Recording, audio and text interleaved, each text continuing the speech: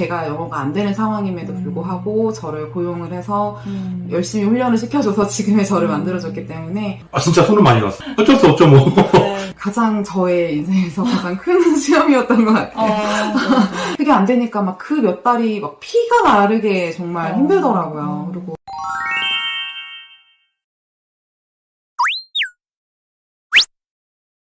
그러면 그 새로운 일자리를 찾고 나서 영주권을 취득하시기까지 또 그것도 뭐 그렇게 뭐 일사천리로 되는 게 아니잖아요, 사실은. 그쵸. 여기가 짧다고 해도 그래도 그 모든 과정이 있고 총 기간은 얼마나 걸리셨나요? 한 2년 9개월 네. 정도, 한 3년 가까이 걸린 것 같아요. 여기 노스베트포드로 이사 오시고 나서 네. 거의 한 2년 9개월 네, 정도 그쵸. 걸려서 네, 영주권을 취득하셨다. 그 타임라인을 한번 이렇게 대략적으로 말씀해 주실 수 있으세요?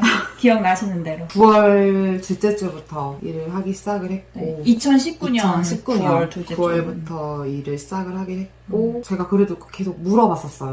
나는 네네. 도대체 매니저를 언제 다느냐. 왜냐면 매니저를 달고 6개월이 지나야 제가 S&P 그 뭐 잡업 프로를 받고 뭐 이런 여러 가지 진행들을 할 수가 있는데 네. 계속 얘기를 했었죠. 그랬더니 네, 이제 네. 그제서야 트레이닝. 트레이닝을 시작을 한 게 2020년 한 4월 정도에 이제 트레이닝을 시작을 하고 뭐 모듈도 많이 봤어야 됐고 뭐 테스트도 봐야 되거든요. 그 7개월 동안은 그냥 팀 멤버로 일하다가 네. 7개월이 지난 시점에 네, 이제 네. 매니저로서의 트레이닝을 본격적으로 시작을 했네요. 그렇죠. 매니저 트레이닝 할 때 어떤 것들을 하나요? 팀 멤버랑 다른 점이 있다면? 일단은 팀 멤버들이 봐야 하는 모듈이 따로 있어요. 처음에 들어가면 팀 멤버에서 어떤 문제가 생겼을 때 매니저는 어떤 식으로 컨트롤 해야 되는지 어떻게 풀어나가야 되는지 그리고 조금 더 구체적으로 뭐 상품의 보관 일수라든지 뭐 작성 방법이라든지 뭐 서류 작성하는 거라든지 제가 그때 미드 매니저였었는데 이제 뭐 오픈할 때 뭐 마감할 때 뭐 미드 매니저 할 때 일이 조금씩 달라요. 근데 네. 뭐 미드 매니저 할 때 이제 뭐 직원들 트레이닝 하는 거라든지 뭐 이런 것도 있고 제일 중요한 거는 이제 푸드 서비스 세이프리티라고 좀 시험이 있어요. 테스트가 그걸 통과를 해야 매니저 자격이 있어요. 그것도 또 통과를 하셨네요. 네, 영어로 시험을 보는 거고 그러니까요. 영어로 이제 다 모듈을 봐야 볼 수 있는 책 한 권짜리를 다 봐야 하는 그런 거를 했죠. 아, 네네. 네, 가장 저의 인생에서 가장 큰 시험이었던 것 같아요. 네. 잡 어프로벌은 언제 신청을 하셨죠? 제가 알기로는 2020년 12월 정도에 들어갔다고 알고 있어요. 그러니까 정확한 날짜는 몰라요. 네, 왜냐면 회사에서 신청을 했다고 계속 얘기는 했지만 제가 그럼 신청한 날짜라든지 뭐 신청서라든지 이런 걸 좀 볼 수 있을까라고 했는데 이건 대리점 하나에서 끝나는 게 아니고 회사가 좀 워낙에 규모가 크기 때문에 이제 단계를 여러 번 거쳐야 하기 때문에 조금 확인하는 게 어렵더라고요. 그 다음 해인 2021년 3월, 4월 정도에 제가 잡 어프로벌 승인이 났던 걸로 기억을 해요. 그러면 잡 어프로벌 승인이 난 다음에 바로 SIMP를 이제 네, 진행이 되는 거예요? 네. 잡 어프로벌 받고 나서 그 관련 메일들과 네. 서류들이 다 네. 저한테 있잖아요. 그래서 네. 퇴근 후에 다 그걸 이제 넘겼죠. 남편분께. 남편에게. 네. 신랑이 그런 서류 작업을 꼼꼼하게 잘하는 편이어가지고 신랑이 이제 밤을 새서 혼자서 진행을 한 다음에 그날 새벽에 다 보내고. 그러면 남편분께서는 그 SIMP 그 신청을 이민성에 직접 다 예, 모든 걸 하셨네요. SK주 사이트 그 오아시스라고 있어요. 네. SIP 작업하는. 네. 거기다가 이제 그날 다 그날 바로 올렸어요. 받자마자. 네. 그 전부터 서류를 미리 준비해놨거든요. SIP 필요한 서류들. 네. 그런 것들을 다 준비해놓고 이제 그날 받자마자 바로 올려버렸죠. 아니 가족이 5명이라서 아이들 것까지 다 해서 올리셨어야 되는데 굉장히 손이 많이 갔을 것 같아요. 아 진짜 손은 많이 갔어. 어쩔 수 없죠 뭐. 네. 싸게 하려면 내가 열심히 해야죠. 아 그래도 정말 대단하시네요. 이주공사를 끼지 않고 모든 서류 작업도 직접 하셨으니까. SIP 일단 신청을 하고 일주일 있다가 SIP 승인이 났죠. 그리고 저희가 그때 이제 19년 7월에 입국을 했으니까 네. 21년 7월이 2년짜리 네. 워크퍼밋이 끝나는 때잖아요. 네네. 그래서 워크퍼밋을 새로 갱신을 해야 되는 게 큰 문제였어요. 네네. 이제 클로즈 워크퍼밋으로 저는 바뀌었겠죠. 이쪽은 이제 오픈으로 오픈으로 바뀌고. 나오고 네. 그 시기가 7월 정도 됩니다. 정말 간단하게 받았어요. 네네. 그래도 워킹 퍼밋도 다시 다 업데이트 네. 하시고. 혼자 또 네. 모든 서류 작업 다 해주시는. 네, 되게 도움이 많이 되고 엄청 파일 넘버는 몇 개월쯤 있다가 받으셨나요? 거의 1년 있다 받았어요. 1년이요? 2021년 6월 말쯤에 보내서 파일 넘버 나온 거는 2022년 5월 달에 나왔을 거예요. 5월 달에. 네. 거의 10개월? 그때가 또 막 코시국이었고 네. 그러니까 더. 그래서 오래 걸린다고 해가지고 그냥 그때는 1년 보고 있었어요. 1년 있다 나오겠구나. 그럼 파일 넘버 나오고 나서 신체 검사까지는 그리고는 쭉이었어요. 한 번. 바로. 네. 네. 일주일 바로. 만에. 바로. 일주일 만에 신체 검사 나오고 또 일주일 있다가 뭐 나오고 상당히 되게 일을 열심히 하더라고요. 정말 꼬박꼬박 업데이트가 네. 너무너무 잘 돼가지고 끝에 가서는 엄청 빨랐지. 그 전까지가 너무 힘들었었던 것 같아요. 네. 아까 말씀드렸던 단계가 많기 때문에 회사에서 뭔가 이렇게 해주는 게 좀 늦고 나 이제 이거 내 거 워크퍼밋 연장을 해야 되는데 뭐가 필요해 뭘 좀 줘 이렇게 얘기하면은 그것 또한 한 달 뭐 이런 식으로 그러니까 기약 없이 한 달인 거예요. 한 달이 될지 두 달이 될지 알 수 없는 기약 없는 한 달 이런 기약 없는 시간들이 좀 많이 힘들었었고 네. 그 뒤로 진행되는 거는 너무 척척척척 눈에 딱 보이게끔 타임라인이 너무 쭉쭉쭉 올라가기 때문에 그거 보면서 정말 하루하루 버텼던 것 같아요. 네. 그때 당시. 그럼 정확히 PR 카드가 나온 시점이 언제인가요? 저희가 6월 13일 날 이시오피아를 받고 7월 13일 날 실물 카드가 왔어요. 정확하게. 2022년. 네, 기억이 너무 생생하네요. 2022년 6월 13일 날 저는 근무 중이었고요. 제 메일로 계속 뭐가 오더라고요. 일을 하고 있는데 네. 나 잠깐 좀 확인 좀 하고 올게 네네. 이러고서는 가서 확인을 했는데 컨글래츄레이션이 딱 보이더라고요. From immigration. 너무 정말 가슴이 너무 뛰었어요. 그때 많이 울었던 것 같아요. 그 5만 가지 생각이 다 스쳐 지나가면서 이거를 주체할 수가 없었어요. 정말 거기 있는 모든 사람들이 다 축하해줘요. 네네. 같이 일하고 있는 너무 사람들이. 축하드려요. 네, 정말 그때 그 기억이 잊혀지지가 않아요. 캐나다에 랜딩한 시점에서부터 거의 한 2년 10개월이 넘어서 받으신 거네요. 3년. 3년. 네. 너무 고생하셨어요. 영주권 취득하실 때 여러 가지 과정이 있잖아요. 뭐가 제일 힘드셨나요? 영주권 진행하는데 필요한 서류라든지 뭐 아니면 내 워크퍼밋을 연장하는데 필요한 서류라든지 회사에 요청을 했을 때 한국처럼 빨리 즉답을 주진 않아요. 기다려라. 몇 주가 걸려버리고 뭐 어쩔 때는 뭐 한 달씩 두 달씩 계속 기약 없이 기다려야 되고 작업 들어갔대 라고 얘기로만 듣는 거예요. 헤드오피스를 통해서. 네. 그래서 뭐 들어갔대까지가 저한테 오는 기간도 있고 들어갔대라는 얘기를 들었어도 들어간 게 맞는 건지 아닌 건지도 모르겠고 이게 들어갔으면 그럼 그 제출한 서류 뭐 이런 거를 좀 보여줄 수 있냐 내가 확인할 수 있냐 언제쯤에 넣었다라는 게 있으면 어쨌든 요 기간부터 얼마나 걸리니까 야, 요때까지만 기다리면 되겠다. 석 달만 더 기다리면 나오겠네. 라는 이런 게 있잖아요. 근데 네. 그런 거 전혀 없이. 없다거나 하는데 몇 달이 지나도 감감무소식이고, 그러니까 그 다음 해도 넘기고, 막 달이 지나가면서 3월, 4월 다가오면서, 우리 워크퍼밋은 7월에 끝나는데, 막 석 달밖에 안 남았는데, 더블업을 승인이 나야 우리 워크퍼밋을 연장을 해서 내가 캐나다에 계속 살 수가 있는데, 그게 안 되니까 막 그 몇 달이 막 피가 마르게 정말 힘들더라고요. 그리고 일도 힘들고, 마음도 힘든데, 기약 없는 그런 기다림이 정말 저한테 힘들었던 것 같아요. 고생 많으셨어요.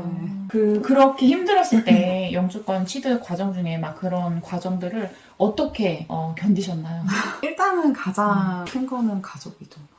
일단 신랑이 옆에서 진짜 열심히 많이 도와줬고 저는 집에서 정말 손가락 하나 까딱 안 해도 될 정도로 일에서 모든 에너지를 다 소진을 하고 와요. 집에 오면 정말 숟가락 들 힘이 없을 정도로 밥도 못 먹을 정도로 너무너무 힘들거든요. 일이. 집안일을 신랑이 다 하는 거예요. 이제 애들 케어하고 밥 차리고 뭐 청소하고 치우고 모든 그런 걸 다 신랑이 하고 저는 이제 다음 회복될 때까지를 좀 자요. 집에 오면 일단은 쓰러져서 자기 바빴었던 것 같아요. 그러니까 신랑이 정말 많이 해줬고 애들도 엄마 힘드시니까 괴롭히지 말고 나오라고 썩 나가라면서 다 물리쳐주는 또 아이들이 있어가지고 자기들끼리 열심히 잘 하고 안 싸우고 잘 있어주니까 그것도 너무 고마웠고 일단은 1번은 가족이고요. 같이 일하는 친구들도 정말 힘이 많이 됐어요. 내가 힘든 일이 있을 때 저랑 비슷한 시기에 저보다 먼저 와서 일했던 친구들이 있었는데 그 친구들은 물론 다 그 영주권 취득하고 다 그만뒀지만 그래도 초반에 저를 굉장히 많이 도와줬던 친구들이 제가 뭘 잘 못 알아듣거나 했을 거 아니에요? 영어가 인터뷰도 막 이렇게 안 됐을 정도로 영어가 안 됐으니까 근데 그럴 때 내가 잘 못 알아듣는 것 같으면 너 못 알아들었지? 이러면서 알려주고 그랬던 친구들도 있고 너무 고맙네요. 네, 그리고 그만둬서도 계속 연락을 해요, 지금도. 그래서 그만두고 나서도 뭐 막 이런 일이 있었어 라고 막 이렇게 하소연할 수 있는 그런 친구들이어가지고 같이 일했던 동료들, 뭐 지금 같이 있는 친구들이랑 그 친구들이 제일 고마운 것 같아요. 옆에 좋은 사람들이 많아서 그러니까 감사하네요. 너무 진짜 고마운 일이죠 정말. 그 영주권을 이제 취득하시고 나서 지금도 계속 몇 개월 넘게 SK주에 살고 계시잖아요. 여기서 지금 이주하지 않고 계시는데 SK주에 계속 살고 계신 이유가 특별하게 있을까요? 일단은 요 동네 자체가 좋아요. 이 룩스베트포드라는 이 동네 자체가 아주 많이 크지도 않고 아주 작지도 않고 차로 마트로 한 5분이면은 마트가 한 4군데 정도 큰 로컬 마트가 있고 그리고 뭐 한인 마트는 없지만 뭐 중국 뭐 음식 파는 그런 뭐 그런 것도 잘 되어 있고 네네. 그리고 일단은 일하는 게 좀 더 큰 것 같아요. 일에 대한 목적이. 네. 여기서 영주권을 취득을 했고 제가 영어가 안 되는 상황임에도 불구하고 저를 고용을 해서 열심히 훈련을 시켜줘서 지금의 저를 만들어줬기 때문에 고마운 마음이 일단은 굉장히 크고요. 그리고 일도 재밌고 저한테 잘 맞는 것 같아요. 이 일은 힘들어도 이 일이 좀 저한테 잘 맞는 것 같아서 저는 아직까지는 도시에 나가서 살고 뭐 이런 생각은 아직까지는 없고요. 동네가 너무 마음에 들고 일도 재밌고. 남편분 생각은 어떠세요? 저도 이제 네. 로컬 잡을 구해가지고 네. 열심히 인정받으면서 일하고 언제부터 일을 시작하게 되셨죠? 작년 10월쯤 와이프 친구가 네. 같이 일하는. 예, 어... 남편 네네. 지원해봐. 네네. 그래 한번 지원해보지 그러고 지원을 했는데 또 일단 이력서는 보냈는데 오라고 하더라고요. 오리엔테이션 하러. 네. 오리엔테이션은 면접 보고 합격한 사람들끼리 하는 게 아닌가 그게 오리엔테이션이. 네. 그럼 일단 갔어요 그날. 네. 나 갔더니 교육을 시키더라고요. 신입사원 교육을. 네. 그리고 출근하라고 내일부터. 나 내일부터 출근 못하는데. 그래서 나는 다음 달 돼야 될 것 같아 했더니 그러면 다음 달에 와 그러더라고요. 근데 근무 조건도 괜찮고 일단 의료보험도 되고 네. 시급도 뭐 그게 적진 않고 근무 시간도 되게 좋았어요. 아침부터 네. 딱 4시나 뭐 3시 끝나고 주말에 쉬고 이러니까 네. 한국에서는 제가 지금까지 해본 일 중에는 그런 조건을 가진 근무 시간 없었어요. 계속 매장에서 네, 일하고 그리고 바빴으니까. 주말에도 못 쉬고 그런 일이었는데 여긴 주말도 쉬고 대신이나 뭐 그럼 끝나고 오면은 화날 때 집에 오는 거잖아요. 네. 그게 처음이었어요. 그렇게 일하는 게 되게 좋은 거예요. 그런 게. 그리고 일도 그렇게 육체적으로나 정신적으로 전혀 힘들지가 않고 영어를 못하면도 일 잘한다고 뭐 인정을 받고 하니까 네네. 너무 좋은 거예요. 대규모의 레이오프가 있었는데도 좀 살아남았고 네네. 여기에 뼈를 묻을까라는 생각도 할 정도로 이렇게 만족을 하는데 좀 더 큰 뱅크가 있는 네. 캘거리로 가고 싶은 마음이 좀 있어요. 가족끼리 잘 의논하셔서 괜찮으실 것 같아요. 부모의 입장에서 캐나다의 가장 큰 장점과 또 가장 큰 단점은 어떤 게 있을까요? 하나요, 하나. 한국은 교육이라는 게 엄청 힘들잖아요. 네. 여기 와서 아이들한테 너네 이제 공부 한국처럼 안 해도 돼 했는데 너무 안 해요. 장점이자 단점은 공부를 너무 안 한다는 거. 그래서 좋기도 하지만 네. 교육열이 막 네. 강한 분들이 네. 한국 분들은 특히나 많잖아요. 그래서 그런 분들이면 좀 답답할 수 있다. 그런 건 좀 단점이지 않을까. 근데 제가 보기에는 공부만 해서 뭐 성공하는 게 아니잖아요. 맞아, 캐나다는. 그렇죠. 네. 공부해서 돈 버는 사람보다 기술 있는 사람이 여기 돈 더 많이 벌잖아요. 맞아. 그런 것 같아요. 네, 그래서 기술이라도 가지려면 고등학교 나와야 되니까. 그 생각도 있는 것 같아요. 애들이 알아서 열심히 하겠지. 이제. 한국에 있을 때는 애들도 되게 바빴어요. 아침에 그렇죠. 저랑 같이, 신랑이랑 같이 아침에 뭐 7시 반, 8시 반에 나가서 애들 뭐 공부방 보냈다가 태권도 보냈다가 뭐 피아노 학원 보냈다가 뭐 또 바이올린도 했었거든요, 둘째는. 그거까지 하고 오면은 집에 들어오면 신랑보다 더 늦게 들어오는 거예요. 11시, 10시 막 버스가 그때 오니까. 그렇게 오고 막 애가 쓰러져서 자죠. 거의 뭐 집에서 같이 밥을 먹은 게 뭐 언제나 싶을 정도로. 그리고 주말에는 쉬지만 주말에도 또 뭐 야외에도 나가고. 주말에 제가 없고. 주말에도 신랑이 일을 하니까 가족과 함께 보낼 시간이 없고. 그래서 뭐 또 친구들하고 또 만들어서 또 나가서 나가줘야 되고. 무슨 활동이 있으면 또 그렇게 가야 되고 이러니까는 한국에서는 가족하고 같이 있는 시간이 없었어요. 근데 여기 와서는 정말 저도 일찍 끝나고 지금은 이제 영주권을 따서 시간 조정하기 전에도 저녁을 같이 먹을 수 있는 저녁이 있는 삶을 처음 누려본 거예요. 그전에는 신랑이 없었기 때문에 같이 저녁을 먹은 적이 별로 없거든요. 근데 이제 결혼 15년이 지났는데도. 그쵸. 네. 근데 이제 그럴 시간이 없었는데 처음 캐나다 와가지고 같이 가족들이 아침도 먹고 저녁도 먹고 쉬는 날 같이 쉬면서 같이 밥 먹고 어디 장도 보러 가고 여행도 가고 하는 게 처음인 거예요. 저희한테는 10년 넘은 기간 동안. 그런 게 또 장점인 것 같아요. 단점도 있지. 단점도. 저녁 뭐 먹지? 주부의 삶을 살고 계시니까 오늘 저녁은 뭐냐면서 제가 물어봐요. 오늘 저녁은 뭐야? 그러면 한숨을 쉬어. 주부의 고통을 알면서. 만약에 과거로 돌아간다면 다시 SK주에서 영주권 진행을 하실 것 같아요? 네. 예. 아, 네네. 저는 100%.